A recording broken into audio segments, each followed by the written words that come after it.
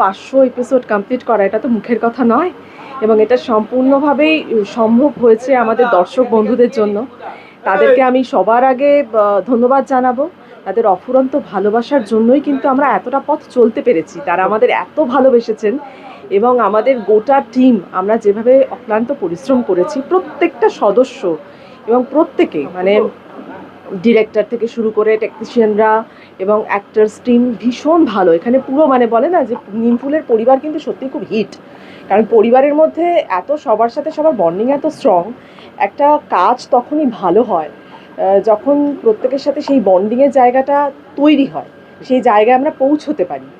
নয়তো একটা কাজ ভালো হওয়া এবং সেই ভালোবাসাটা পাওয়া সম্ভব নয়, এবং নিমফুলের পরিবার কিন্তু সেটা প্রমাণ করে দেখিয়েছে, এবং আজকে আমি ভীষণ খুশি।